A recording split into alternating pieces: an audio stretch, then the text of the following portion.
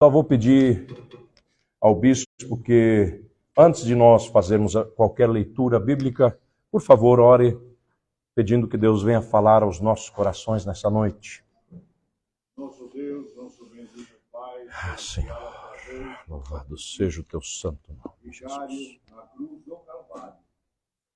O Senhor nos fez Fala, Senhor Jesus, para chegarmos a Ti através do Teu sangue. Hoje à noite estamos comemorando a Tua volta, Senhor, até que venhas. Aqui é a Tua igreja, estamos comemorando a morte e a ressurreição de nosso Senhor Jesus Cristo. A Tua chaga se ferida como sarada. Agora, Senhor, abençoamos a igreja que vai ministrar a Tua palavra que vem do Teu coração ao nosso coração. Em nome de Jesus. Amém. Quantos irmãos vão lá para 1 Pedro? Só alertando aos irmãos, os irmãos viram aí as bacias. Hoje, aqueles que são batizados em nome de Jesus, membros da igreja aqui, vão participar do lava-pés, pois para os nossos visitantes, talvez tenha alguém que não saiba do que se trata, eu vou estar explicando. Mas hoje à tarde eu estava lendo a palavra de Deus. Quando a gente prega várias vezes por semana, e muitos anos seguidos, a gente pode cometer o erro de só ler a Bíblia, porque você lê o tempo inteiro, com a visão na pregação que você vai preparar, né, no próximo culto, na próxima semana. E a gente muitas vezes esquece ler a Bíblia devocionalmente. E hoje eu estava lendo a Bíblia assim, e Deus começou a falar algumas coisas, falou, vou usar para mensagem. Mas não era exatamente o que eu queria fazer, mas eu estou, com o tempo, se Deus assim permitir, vou preparar um livro sobre salvação. E eu estou, se Deus assim permitir também, né, eu vou, por cada um dos livros do Novo Testamento, e na verdade cada um dos autores do Novo Testamento, ver qual é a teologia da salvação deles, e depois fazer um fechamento, né, da teologia da salvação no Novo Testamento, e também, claro, eu vou estar tratando a teologia geral da salvação no Antigo Testamento. Então são alguns desafios, e nessa minha visão, nessa forma de olhar, é que eu estava prestando atenção aqui um pouquinho na minha leitura devocional, e eu espero que os irmãos possam entender um pouquinho isso. Nós vamos ler capítulo 1, versículo 3. Diz assim, 1 Pedro 1:3. Bendito seja o Deus e Pai de nosso Senhor Jesus Cristo, que segundo a sua grande misericórdia, nos gerou de novo para uma viva esperança pela ressurreição de Jesus Cristo dentre os mortos, para uma herança incorruptível, incontaminável e que se não pode murchar, guardada nos céus para vós, que mediante a fé estáis guardados na virtude ou no poder de Deus para a salvação, já prestes para se revelar no último tempo, em que vós grandemente vos alegrais, ainda que agora importa, sendo necessário, que estejais por um pouco contristados com várias tentações, para que a prova da vossa fé, muito mais preciosa do que o ouro que perece e é provado pelo fogo, se ache em louvor e honra e glória na revelação de Jesus Cristo. Amém. Os irmãos podem sentar. Ao mesmo tempo que eu estou de olho na salvação, que aliás tem sido, né, o assunto que eu tenho tratado durante os meus estudos, tanto no bacharelado, depois no mestrado de teologia, e agora, se Deus permitir, no doutorado, em breve, eu sou apaixonado por essa parte, salvação. Porque, na verdade, não tem como dissociar Jesus de salvação. O próprio nome Jesus contém Salvador, a palavra salvação nele. Porque Jesus você pode traduzir, né, Yehoshua, ou Yehoshua, de duas formas, ou até de mais formas, mas as principais salvação de Jeová, ou Jeová Salvador. Não tem como dissociar Jesus de salvação. Quando em Mateus, você vê ali o anjo falando com Maria e tudo, ele fala assim: você vai pôr o nome de Jesus para essa criança, porque ele salvará o seu povo dos seus pecados. Mateus 1,35. Então você vê essas situações em que Jesus ele é grandemente associado, enfeixado à salvação. E essa é a maior e mais boa notícia que já atingiu a humanidade. Porque o Evangelho é exatamente o Evangelho da salvação. Ou as boas notícias da salvação. Amém, igreja? E eu estou também, ao mesmo tempo, eu estou falando aqui, se Deus me permitir também, por um bom tempo, eu vou estar falando sobre o que a Bíblia revela a respeito de Deus. Em outras palavras, vou estar falando do seu caráter, nós vamos estar vendo a sua natureza, a ação de Deus. E de fato, no domingo passado, nós estávamos falando de um Deus que é criador. Nós estávamos falando também de um Deus que, apesar de ser criador, não é só algo sobrenatural, intangível, mas é um Deus que se comunica, é um Deus que tem um relacionamento com o ser humano.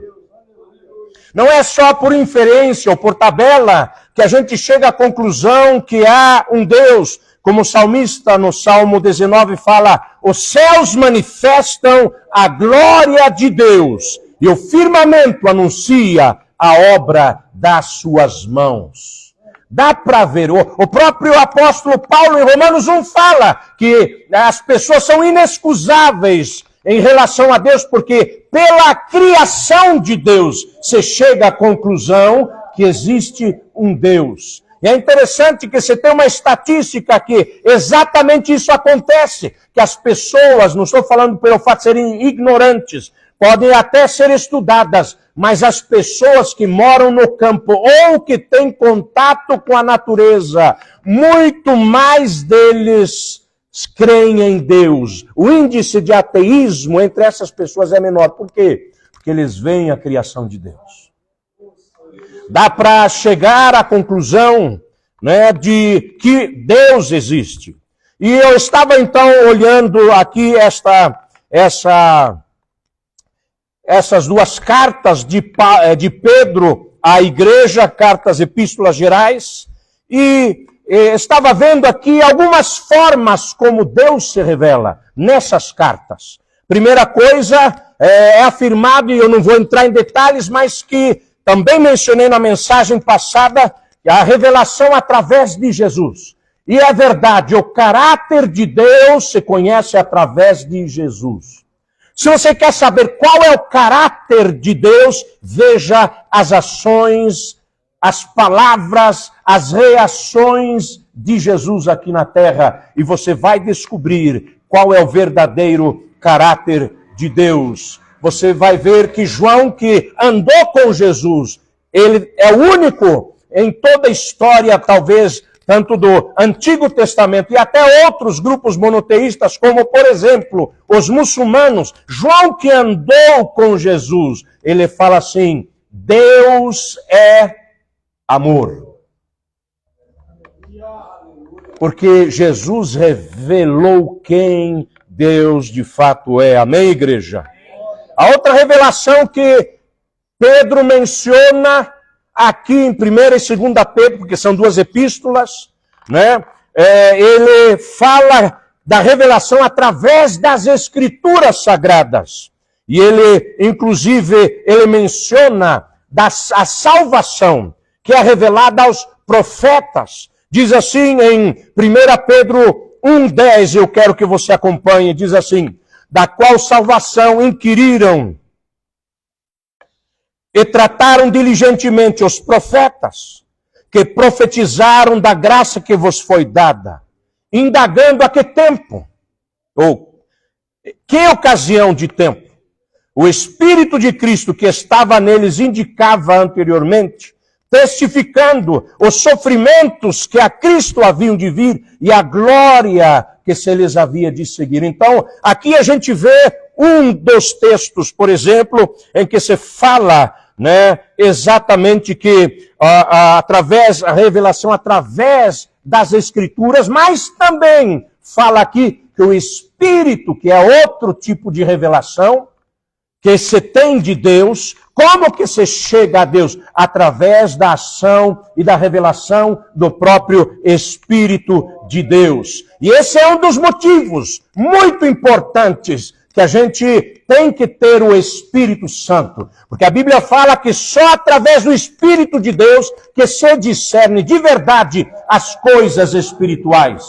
É necessário ter o Espírito de Deus na sua vida para você discernir quais são as coisas espirituais. Por quê? Porque também a própria palavra, agora o apóstolo Paulo, o apóstolo Paulo diz que nós devemos provar os espíritos, não acreditar em tudo que um profeta fala, ou alguma coisa, um sonho, uma visão, uma revelação. Cuidado com isso, porque se você não tiver o Espírito de Deus, você pode acabar sendo enganado. E eu já vi isso acontecer. Pessoas cheias de revelação, cheias disso, daquilo, mas não era do Espírito de Deus. Uma pessoa, inclusive, eu tive que chamar a atenção, falou: olha, você está cavando seu próprio buraco. Você diz que o Espírito de Deus revelou isso, que Deus revelou aquilo, que teve essa visão, que teve aquele sonho, mas está se contradizendo o tempo inteiro. O meu Deus não fica mudando de opinião. Ele sabe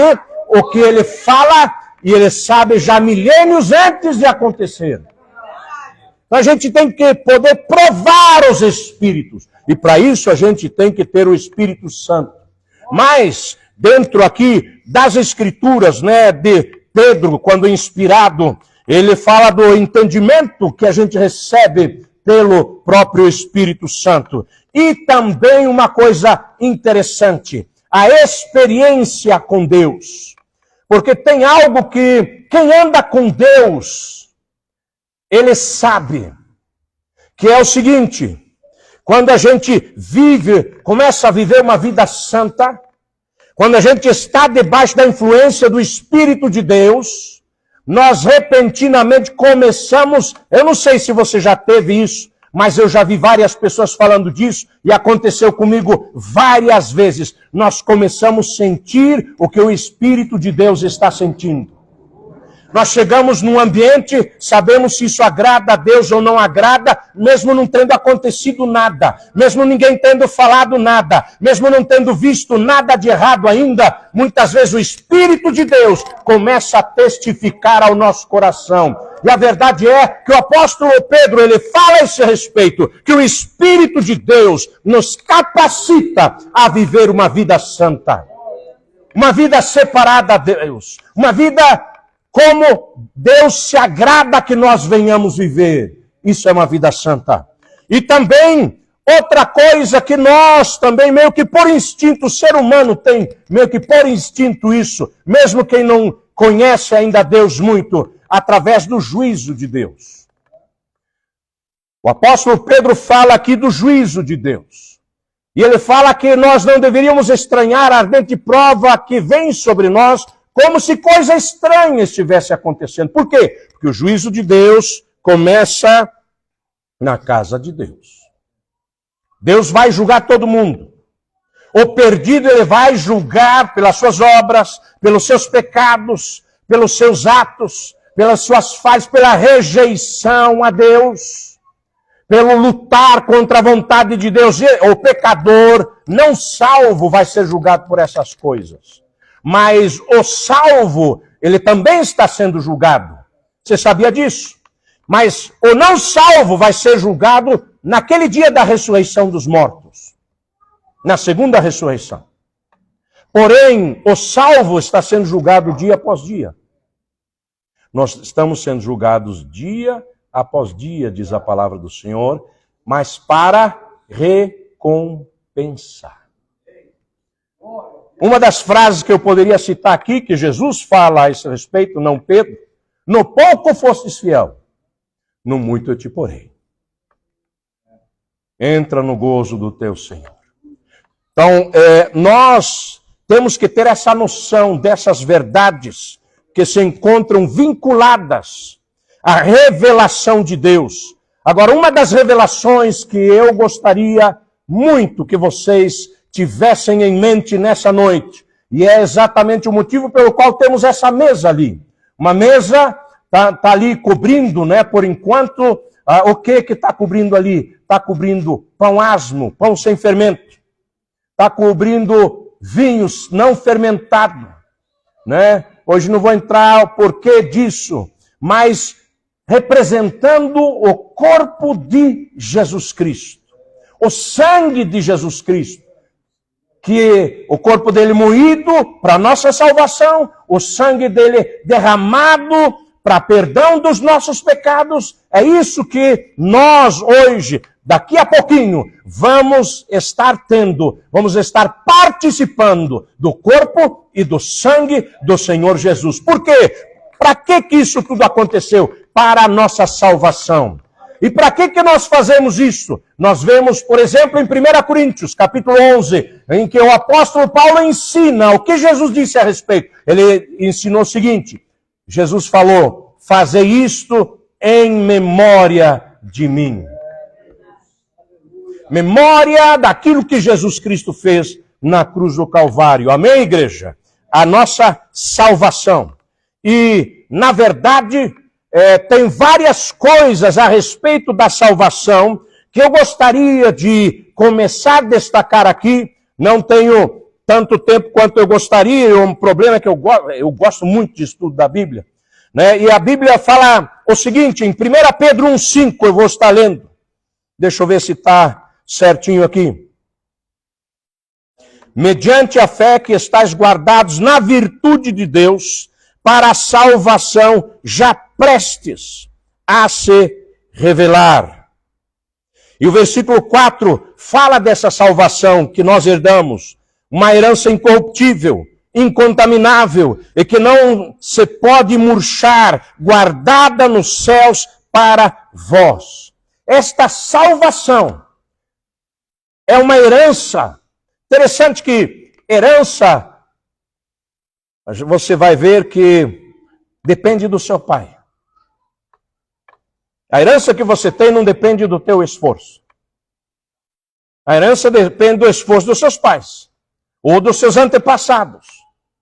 Você pode ser uma pessoa excelente e não herdar nada, como você pode ser uma vida torta, completamente torto, completamente ruim e herdar muito. Não é por merecimento que se herda, mas a Bíblia fala que essa herança que nós temos por parte de Deus é uma herança incorruptível, incontaminável e está reservada, está pronta nos céus para nós. Esse é o primeiro ensinamento a respeito de salvação que nós encontramos aqui em 1 Pedro. Em 1 Pedro 1, versículo 9, nós vemos mais uma coisa. A Bíblia fala que alcançando o fim da vossa fé, a salvação da alma. Se hoje fosse perguntar para você qual é o objetivo de você ter fé, a maioria das pessoas e das igrejas, pelo que elas ouvem, pelos que elas são ensinadas, é para receber bênção. Sim,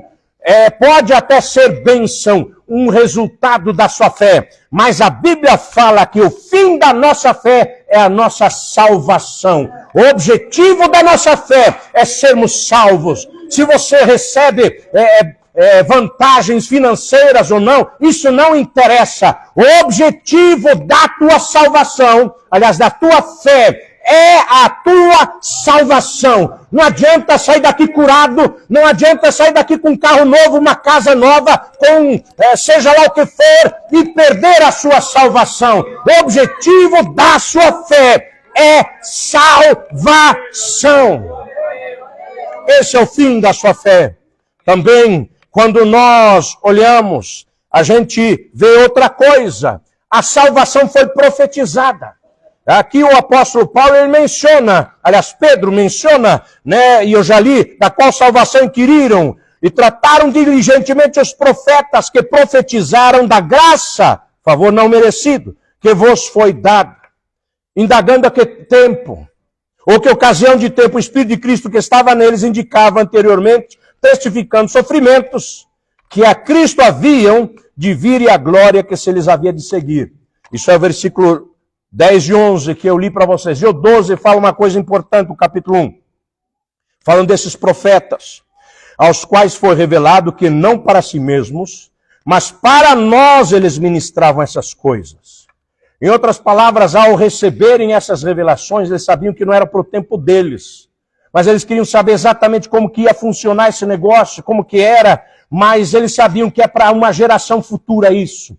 E eu quero dizer para você que a nossa fé, ela não é um acaso.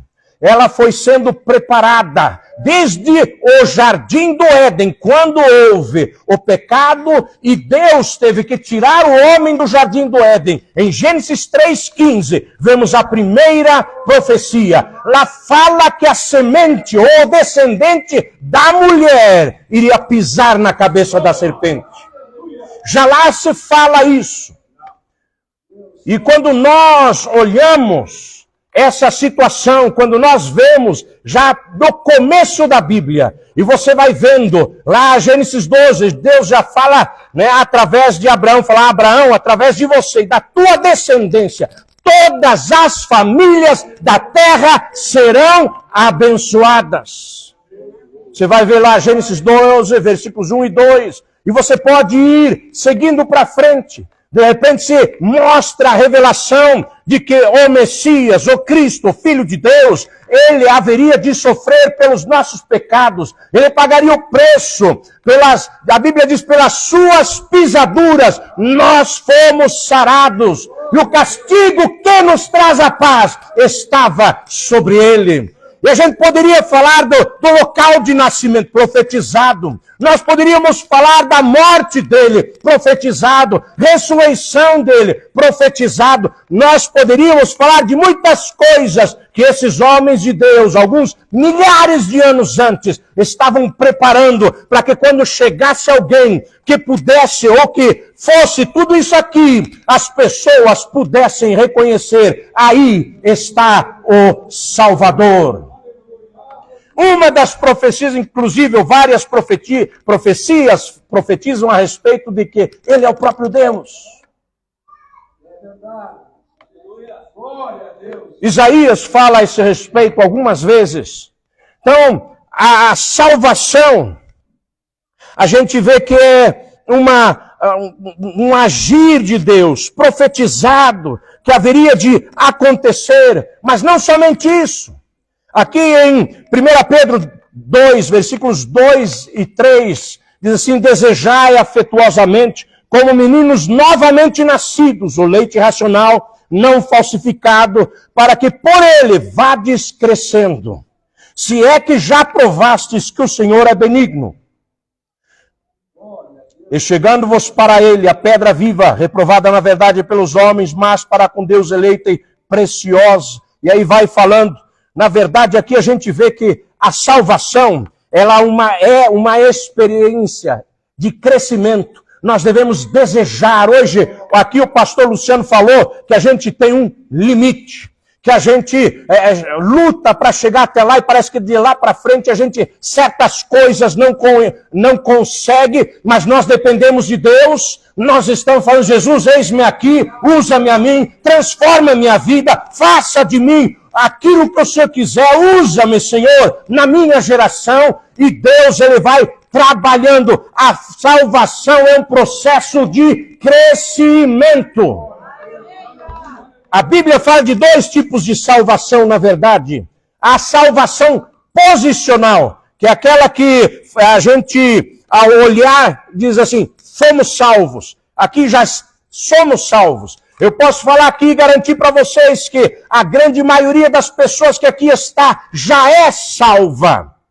Mas, por outro lado, todos nós estamos lutando pela nossa salvação. Como isso? Porque uma coisa é a salvação posicional, o sangue de Jesus Cristo nos lava e nos purifica de todo pecado.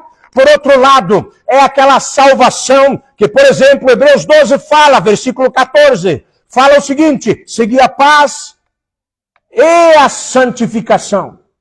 A santificação, essa luta por um aperfeiçoamento, essa luta por um crescimento na comunhão de Deus, essa luta por ser corrigido. Não é só ser salvo, mas é ser trabalhado por Deus. Não é só ser salvo, mas é receber instrução de Deus. Não é só ser salvo, mas é ser moldado segundo a vontade de Deus. Essa situação da salvação é uma salvação em crescimento, em operação, em andamento. E sem essa santificação, a Bíblia diz, ninguém verá o Senhor. Tem gente que confunde os dois tipos de coisa. Fala assim, não, eu já fui salvo. Deus só quer o coração. É verdade? Será que a Bíblia não fala que Ele quer o nosso corpo, alma e espírito, os quais pertencem a Deus? Ele só quer o coração? Não, Ele quer tudo que nós somos. Amém, igreja? Tudo aquilo que nós somos. Muito bem. Deixa eu andar para frente aqui. Estou entusiasmado. Claro que a salvação traz consigo várias bênçãos espirituais. Deixa eu tirar aqui o paletó, que eu estou com calor. A salvação traz consigo várias bênçãos espirituais. E em 2 Pedro, por exemplo, a gente vê aqui no capítulo 1, do versículo 3 ao versículo 11, eu não vou estar lendo tudo, mas eu vou estar lendo assim. Visto como o seu divino poder nos deu tudo o que diz respeito à vida e piedade, pelo conhecimento daquele que nos chamou por sua glória e virtude, pelas quais ele nos tem dado grandíssimas e preciosas promessas, para que por elas ficais participantes da natureza divina. Interessante isso aqui. A salvação, ela faz muitas coisas na nossa vida. E o objetivo final de tudo isso, da salvação, algumas pessoas pensam que a gente só vai estar tocando harpa lá no céu e aquela coisa toda. Deus vai mudar também a nossa natureza. A Bíblia fala que assim como Ele é, nós vamos ser, tal qual Ele é. Seremos porque, Ele diz, nós o veremos face a face, porque tal qual Ele é, nós seremos. Vai ter uma mudança na nossa natureza. Vamos ser participantes, até um limite, é óbvio, da natureza divina de Deus. E faz parte da salvação. Não é muito falado, porque tem, se você entender errado, dá ganja para muita heresia isso aí. Você não vai virar Deus, ou um Deus, nesse sentido, mas você vai participar daquilo que Deus pode comunicar conosco. Amém, igreja? Muito bem. Então, quando nós participamos disso, além disso, um pouquinho mais para frente, versículo 10, portanto, irmãos, procurai fazer cada vez mais firme a vossa vocação e eleição, quer dizer, você foi escolhido, porque fazendo isto nunca jamais tropeçareis, porque assim vos será amplamente concedida a entrada no reino eterno de nosso Senhor e Salvador, Jesus Cristo. Então, nós participamos de várias coisas com a salvação. Participamos da natureza divina de Deus, do perdão dos pecados, da promessa de vida eterna. Então, tem tantas coisas que a gente pode falar a respeito de salvação. É uma lista enorme que eu tenho aqui.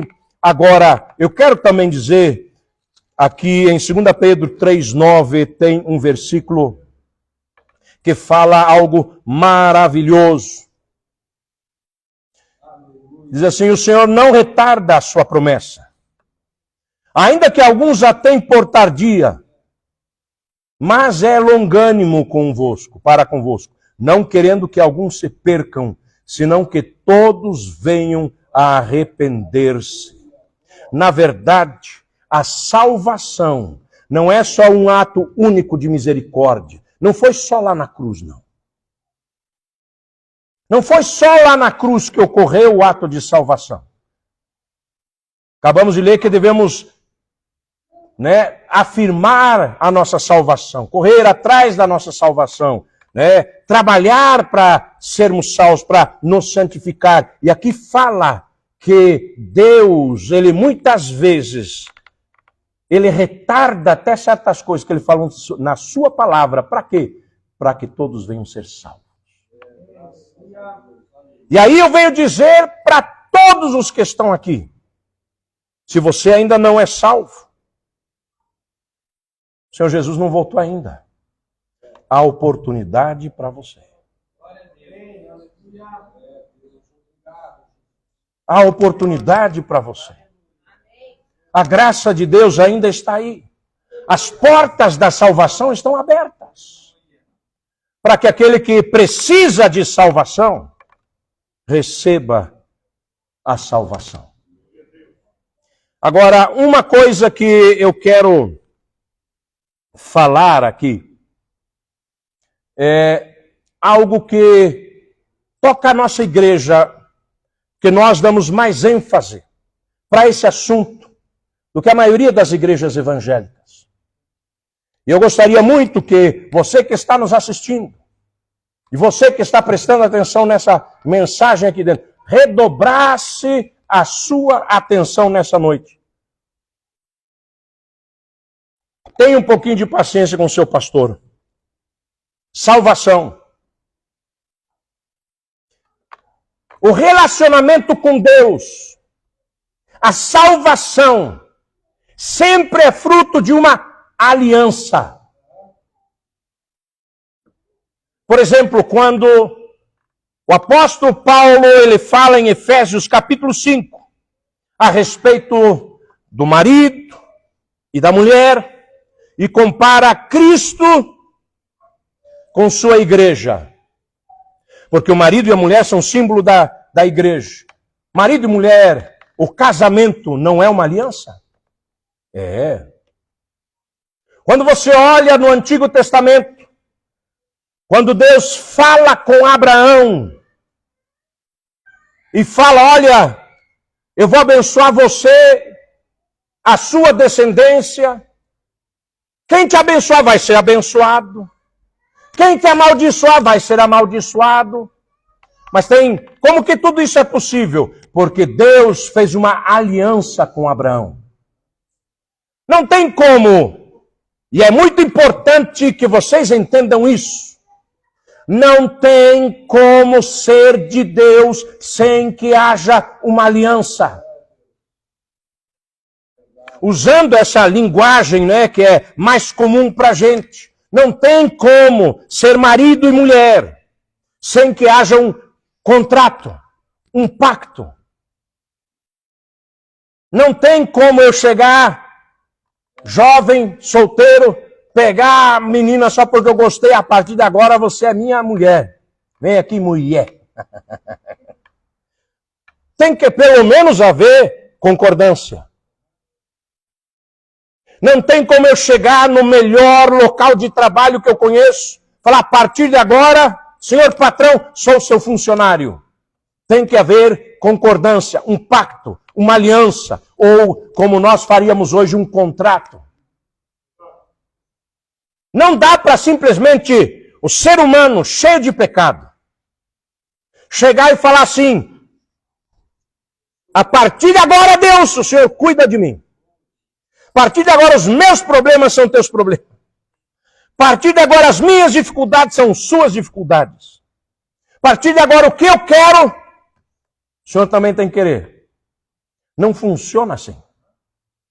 Sempre Deus propôs, Ele tomou a iniciativa de ir de encontro ao ser humano. Lembrem-se, tanto da mensagem do domingo passado, quanto dessa aqui que eu mencionei rapidinho aqui, que Deus é um Deus que vai de encontro ao ser humano. Não tem como o ser humano construir uma escada e subir até o céu. Não tem como o ser humano, é Deus que tem que vir ao nosso encontro. Amém, igreja? É isso que tem que acontecer. Se Deus não vier ao nosso encontro, não tem jeito. Então Deus, foi Ele quem propôs todos esses pactos. Quer ver uma coisa? Estamos tendo guerra no mundo. Infelizmente estamos tendo guerra no mundo. Não dá para o que parece perdedor, a Ucrânia chegar assim, olha, Rússia, assina aqui, a não ser que a Rússia fale assim, concordo. Agora, se a Ucrânia ganhar a guerra, aí ela pode falar, ó, Pacto de Kiev, Pacto de Moscou, e vocês têm que obedecer. O ganhador, o que tem mais poder, é que faz o contrato. É o dono da empresa. Certo ou errado?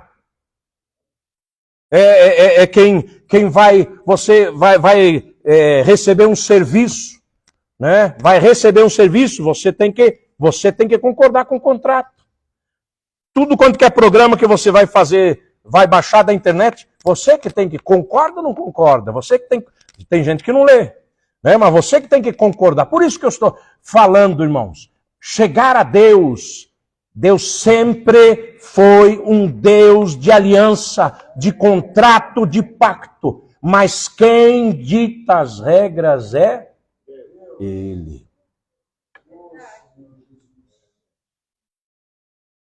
A aliança que Deus fez com Moisés e o povo de Deus, eu estou tomando um pouquinho de tempo aqui, mas é importante, essa é uma parte importante que você entenda.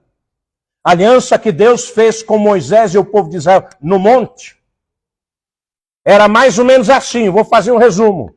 Vocês obedeçam à minha lei, e se vocês obedecerem à minha lei, eu vou ser o Deus de vocês, e vocês serão o meu povo. Hoje nós estamos aqui celebrando, ou vamos celebrar, daqui a pouquinho, daqui a poucos minutos, a Santa Ceia. E olha só que a Bíblia fala aqui em 1 Coríntios, essa eu quero que todos leiam. 1 Coríntios 11. Versículo 25. Daqui a pouquinho eu vou estar lendo novamente esta passagem para vocês lá embaixo, diante da mesa da ceia.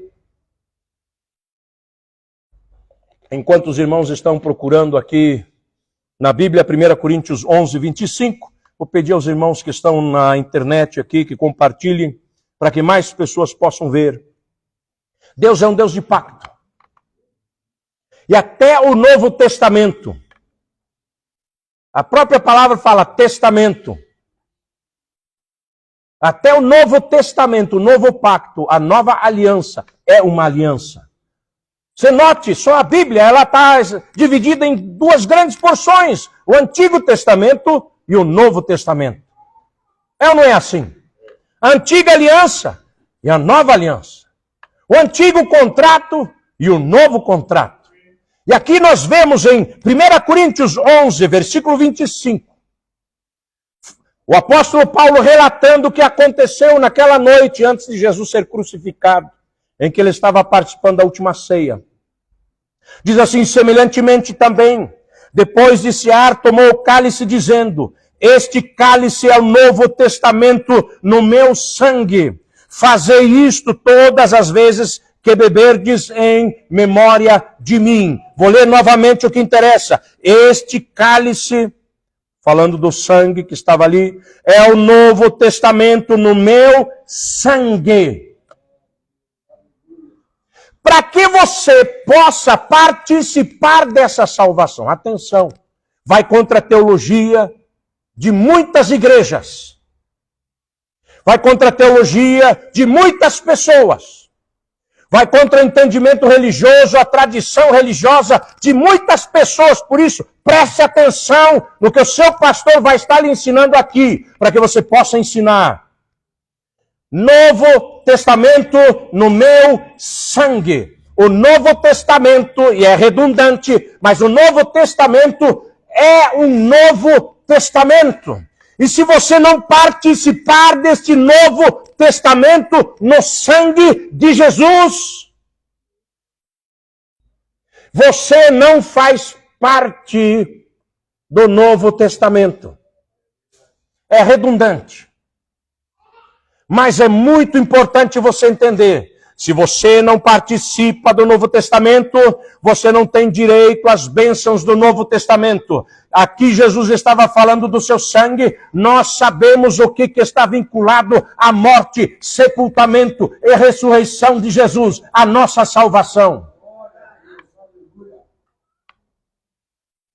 Você faz parte desse Novo Testamento.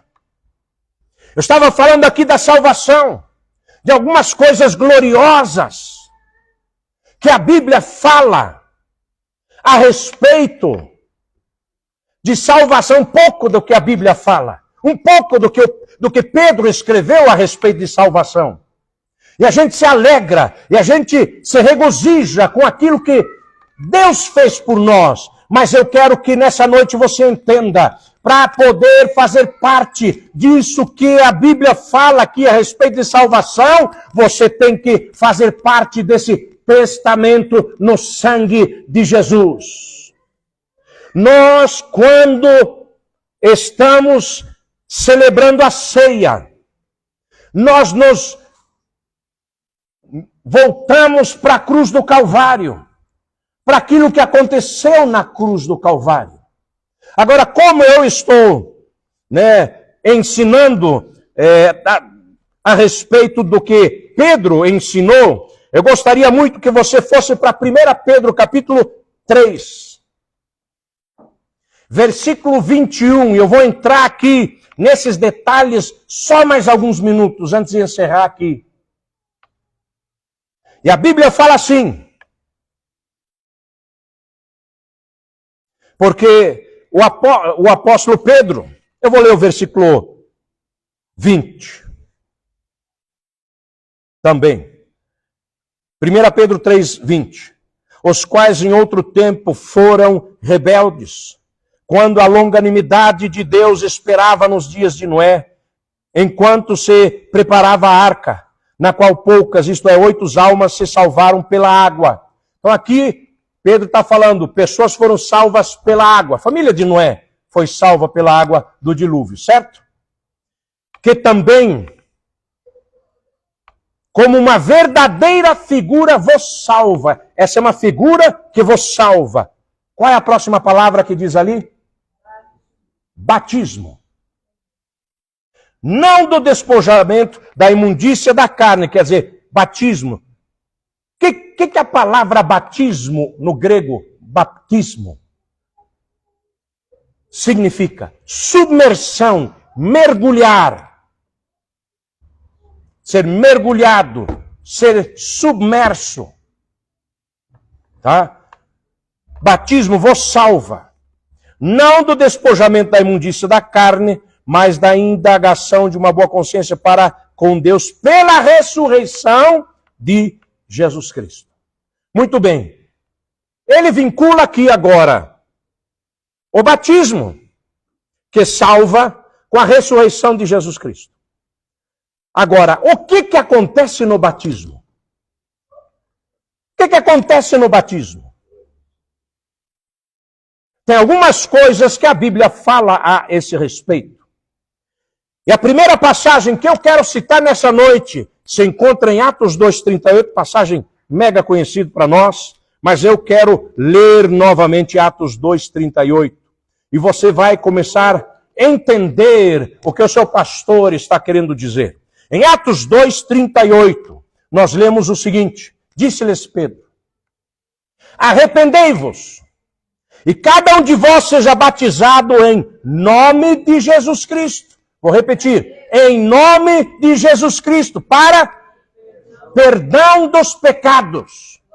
1 Pedro 3, 21. Que verdadeira figura vos salva. Batismo. Aqui fala o porquê.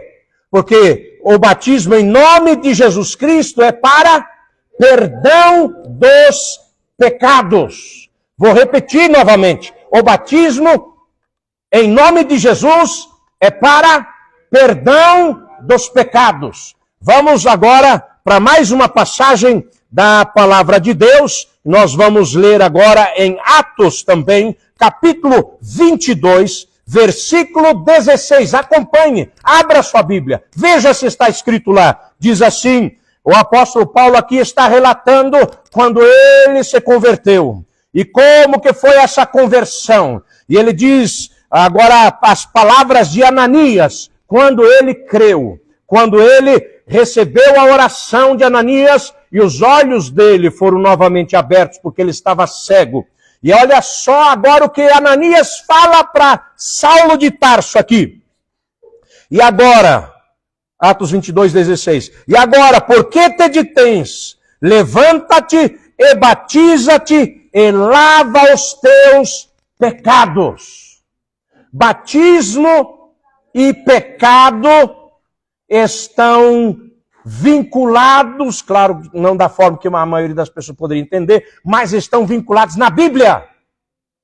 Lava os teus pecados, para perdão dos pecados. Verdadeira figura vos salva. Vamos um pouquinho mais adiante, abra sua Bíblia em Romanos capítulo 6. E agora nós vamos ver o que acontece no momento do batismo. E agora você vai entender um versículo que eu citei também, falando de Mateus 1, em que o anjo fala assim, olha, você vai dar o nome desse menino que vai nascer, o nome de Jesus, porque ele salvará o seu povo dos seus pecados. A grande questão da salvação é exatamente isso. O fim da nossa fé deve ser a nossa salvação. Amém, igreja? O objetivo da nossa fé é a salvação. Vamos lá agora para Romanos capítulo 6. Versículo 3 em diante. Ou não sabeis que todos quantos fomos batizados em Jesus Cristo, fomos batizados na sua morte, de sorte que fomos sepultados com ele pelo batismo. Como que fomos sepultados com ele? Pelo batismo. Vou repetir de novo. Como que fomos sepultados com ele? Pelo batismo, na morte. Para que como Cristo ressuscitou dos mortos pela glória do Pai, assim andemos nós também em novidade de vida. Porque se fomos plantados juntamente com ele na semelhança da sua morte, também o seremos na da sua ressurreição. E agora olha a explicação. Presta atenção aqui.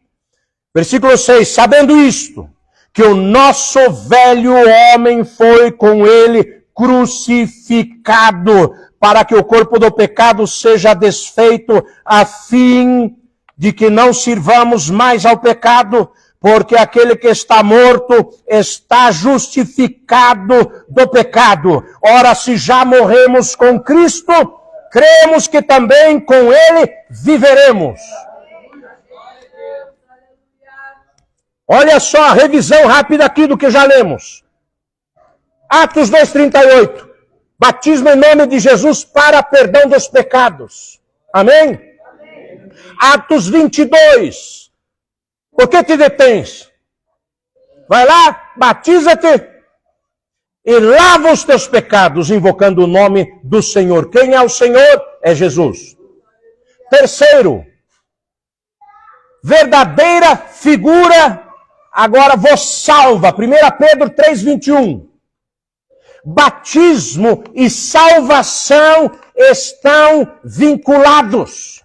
Assim como o batismo e pecado. Só que o pecado em relação a perdão dos pecados. Como que isso acontece? Ora, Jesus morreu por nossos pecados. Qualquer cristão sabe disso. Mas a Bíblia fala que quando nós somos batizados em Jesus Cristo, ou em nome de Jesus Cristo, somos participantes do que aconteceu na cruz, porque com Ele morremos, somos sepultados e ressuscitamos. Por isso que Pedro falou em Atos 2,38, cada um de vós seja batizado em nome de Jesus Cristo para perdão dos pecados, para que você possa ser participante da aliança que há no sangue de Jesus Cristo, você precisa ser batizado em nome de Jesus Cristo. E é muito importante que você entenda isso. É muito importante que você entenda isso. Eu quero ainda ler aqui algumas passagens dentro disso, que não estão vinculadas exatamente com Pedro, mas que você preste atenção no que eu estou falando. Qual era o sinal da primeira aliança, da aliança mosaica? Quando o menino tinha 8 dias de vida, de preferência, se levava esse menino para os sacerdotes e eles eram circuncidados. Pesquise você mesmo. Você pode ter mamãe israelita, papai israelita, mas você só vai ser considerado do povo de Deus. Porque ser participante da nação de Israel é uma coisa, ser do povo de Deus é outra coisa. Se você for circuncidado, esta é a aliança antiga. Está ouvindo o que eu estou falando? Agora, qual que é a nova aliança? Vamos lá para Colossenses 2. Tenha paciência um pouquinho hoje, mas esse é um ensinamento que eu quero que você leve para o resto da sua vida. Colossenses capítulo 2, nós vamos ler a partir do versículo 8. Só que eu quero que você só leia as últimas 2 palavras do versículo 8. Quem achou Colossenses 2:8, diga amém. Amém. A Bíblia diz assim, segundo Cristo, 2 últimas palavras, versículo 8. Segundo Cristo, porque nele habita corporalmente toda, não uma parte, toda a plenitude da divindade. E estáis perfeitos nele, que é o cabeça de todo principado e potestade, ou de todo governo e poder. No qual, versículo 11, presta atenção aqui, presta atenção, escute, e leia bem com atenção, no qual também estáis circuncidados, com a circuncisão não feita por mão, no despojo do corpo da carne. Pausa. A antiga circuncisão, o que é circuncisão? Ao 8º dia se levava aquela criança inocente para o sacerdote. E ele fazia uma cisão, um corte. Mas era não um corte, uma circuncisão. Uma cisão, um corte ao redor. Do quê? A menininha não tem torneirinha, o menininho tem torneirinha. É exatamente no prepúcio, naquela pele que tem na torneirinha do menino, você fazia aquele corte. E aqui, versículo 11, vou ler de novo. Estou indo um passo depois do outro para você entender. No qual também estáis circuncidados, com a circuncisão não feita por mão no despojo do corpo da carne. Quer dizer, vocês estão circuncidados, em outras palavras, vocês têm aliança com Deus. Mas não aquela feita no corpo do ser humano. Vou ler de novo. Não feita por mão no despojo do corpo da carne. Qual então? E aqui diz, a circuncisão de Cristo. Qual que é essa circuncisão de Cristo? Versículo 12. Sepultados com ele no batismo. Vou repetir de novo. Olha a aliança com Deus. Sepultados com ele no batismo. Exatamente o que Romanos 6 falou. Essa é a teologia bíblica. No momento do seu batismo, em nome de Jesus Cristo, ocorre no mundo espiritual algo tremendo. Não é que o batismo salva, mas uma aliança entre um homem pecador falho como eu e um Deus perfeito como ele começa a acontecer. E aquilo que Jesus Cristo fez na cruz do Calvário começa a se tornar realidade na minha vida. Por isso que Atos 2,38 diz, arrependei-vos e cada um de vós seja batizado em nome de Jesus Cristo para perdão dos vossos pecados. Há perdão dos pecados nesse momento, por quê? Porque uma aliança entre Deus e os homens se torna realidade. É nesse momento. Vou ler novamente o versículo 12. Sepultados com ele no batismo, nele também ressuscitastes, pela fé no poder de Deus, que o ressuscitou dos mortos. E quando vós estáveis mortos nos pecados e na incircuncisão da vossa carne, vos vivificou juntamente com ele, perdoando-vos todas as ofensas. Aqui está um dos grandes segredos que o diabo não quer que as pessoas saibam. Tem pessoa que teme a Deus, tem pessoa que adora a Deus, tem pessoa que lê a Bíblia, tem pessoa que sente a presença de Deus, mas para você ter essa aliança, tem que ser batizado em nome de Jesus Cristo para perdão dos pecados. Eu quero que você entenda essa verdade nessa noite. Que você grave isso nas tábuas do seu coração. Tem que ter o nome de Jesus nessa história. Atos 4,12 fala de Jesus nesse nome e fala, nenhum outro nome há dado entre os homens pelo qual devamos ser salvos. É necessário o nome de Jesus. Hoje falou, dá esse nome para ele. Dá o nome de Jesus. Porque ele perdoará o seu povo dos seus pecados. Ou ele salvará o seu povo dos seus pecados.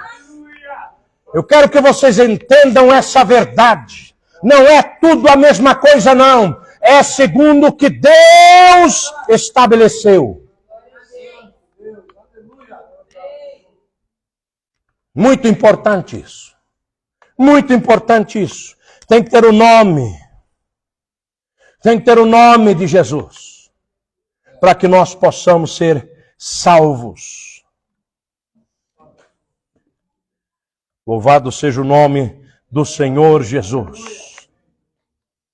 Gálatas 3:27 fala assim: porque todos quantos fostes batizados em Cristo, já vos revestistes de Cristo. Louvado seja o santo nome do Senhor Jesus. Que você possa entender que a salvação é em nome do Senhor Jesus.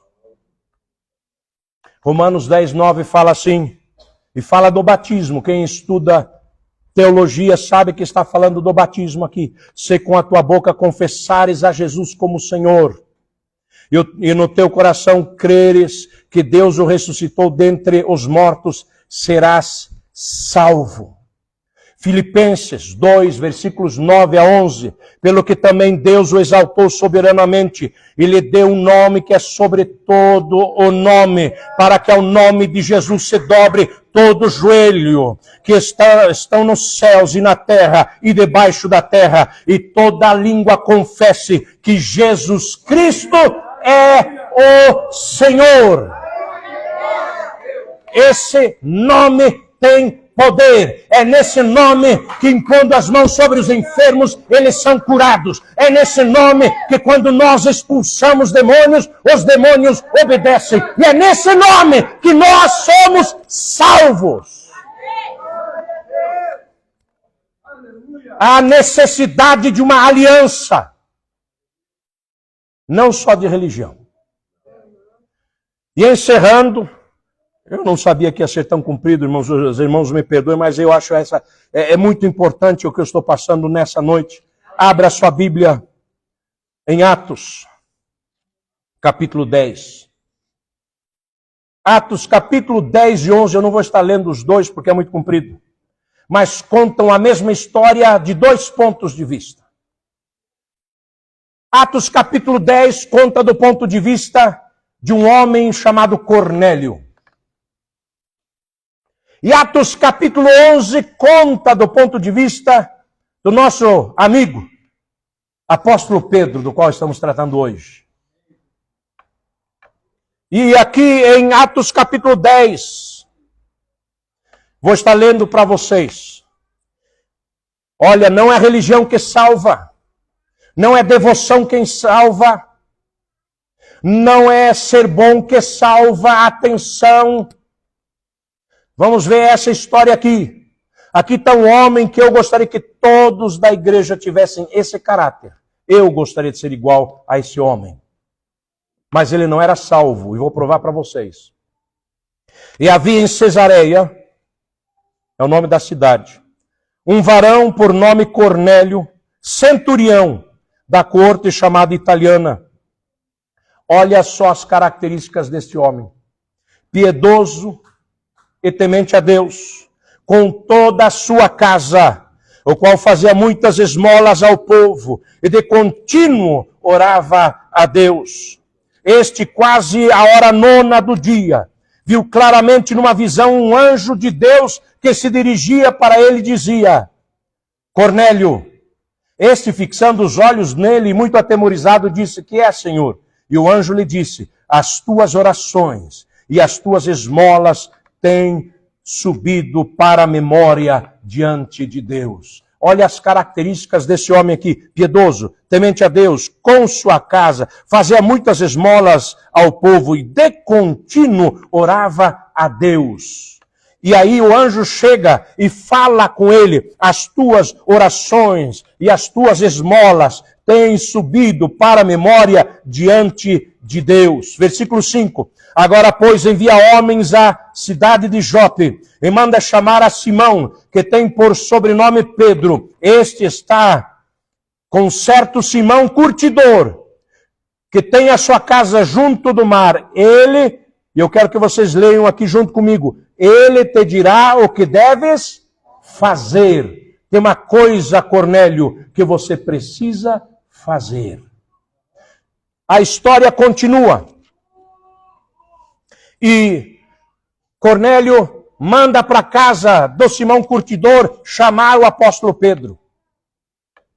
Versículo 34, ainda na mesma história. E abrindo Pedro a boca disse: reconheço por verdade que Deus não faz acepção de pessoas, mas que lhe é agradável aquele que em qualquer nação o teme e faz o que é justo. Versículo 42. Aqui Pedro ainda está pregando. E nos mandou pregar ao povo e testificar que ele é o que por Deus foi constituído juiz dos vivos e dos mortos. A este dão testemunho todos os profetas, de que todos os que nele creem receberão o perdão dos pecados. Como? Como? Pelo seu nome. Tem que ter o nome de Jesus nessa história. Tem que ter o nome de Jesus nessa história. Repito mais uma vez, porque tem gente que precisa aprender isso. Tem que ter o nome de Jesus nessa história. Versículo 44. E dizendo Pedro ainda essas palavras, caiu o Espírito Santo sobre todos os que ouviam a palavra. E os fiéis que eram da circuncisão, Todos quantos tinham vindo com Pedro maravilharam-se de que o dom do Espírito Santo se derramasse também sobre os gentios. Agora Cornélio estava cheio do Espírito Santo. O homem era um homem bom, o homem era um homem extraordinário, teve experiências com Deus e agora é cheio do Espírito Santo. Muitas qualidades, mas segundo o que Deus tinha falado para ele no versículo 6, que eu vou repetir, falando de Pedro, ele te dirá o que deves fazer.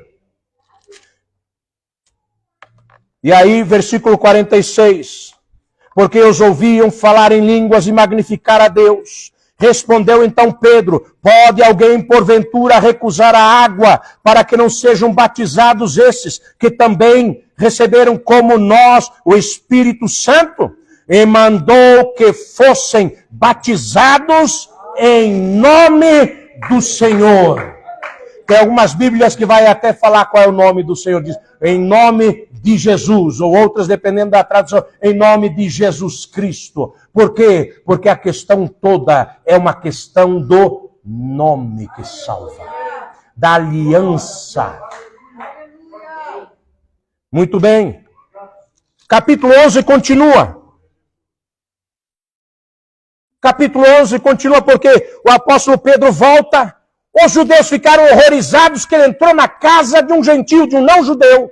E Pedro tem que começar a falar o que aconteceu. E no versículo 14, diz assim,